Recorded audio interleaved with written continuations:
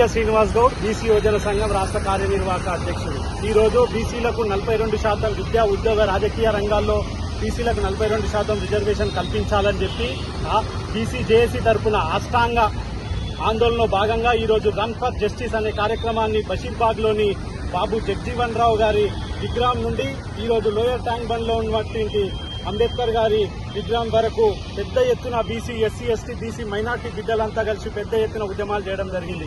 మేము ఒక్కటే విషయాన్ని మీ అందరి దృష్టికి చేయగలుగుతున్నా.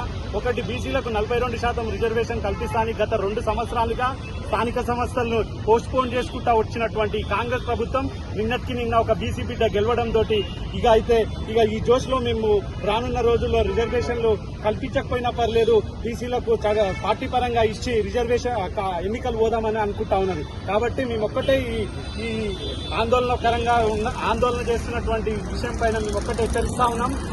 మీరు నిన్నటికి నిన్న ఢిల్లీకి పోయి మహేష్ కుమార్ గౌడ్ గారు అంటా ఉన్నారు, బీసీలకు ఖర్గే గారు పర్మిషన్ ఇచ్చిండ్రు, 42% కాదు 50% కూడా బీసీలకు పార్టీ పరంగా అవకాశం కల్పిస్తా ఉంటారు. కానీ మేము ఎలాంటి ఈ విషయం మీద బీసీ సంఘాలుగా మేము ఒప్పుకోవట్లేదు. రానున్న రోజుల్లో మీరు రేపు ఎల్లుండి మీ కేబినెట్ సమావేశం ఉంది. మీ కేబినెట్ సమావేశంలో బీసీలకు రానున్న రోజుల్లో చట్టబద్దంగా ఎలా ఇయ్యాలో దాని మీద ఎక్సైజ్ చేయాలి తప్ప మేము ఎలక్షన్ పోతా అంటే మాత్రం ఒప్పుకునేది లేదు.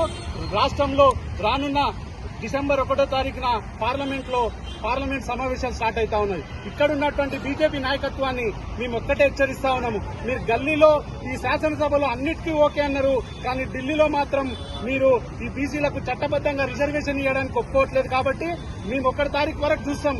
ఈ అష్టాంగ ఆందోళనలో భాగంగా రేపు ఎల్లుండి ఈ ఎంపీలకు ములాఖాత్ ఉంది. ఎంపీ ములాఖాత్ లో మేమందరం మీ అందరికీ ఎక్స్ప్లెయిన్ చేస్తాం. కాదు కూడదు, మేమిక మీ బీసీలకు రిజర్వేషన్ ఇచ్చే పరిస్థితి లేదంటే మాత్రం రానున్న రోజుల్లో మీ ఇల్లులు ముట్టడిస్తాం. పెద్ద ఎత్తున బీసీ ఉద్యమాలు ఇంకా ఊపందుకుంటాయి. బీసీ ఉద్యమాల్లో ఊపందుకోవడమే కాదు, బీసీ ప్రజాప్రతినిధులు ఈ పార్టీ అధ్యక్షులను మాత్రం బయట తిరగనిచ్చే పరిస్థితి లేదు. ఎట్టి పరిస్థితుల్లో బీసీలకు చట్టబద్దంగా రిజర్వేషన్ కల్పించాలి. Thank you.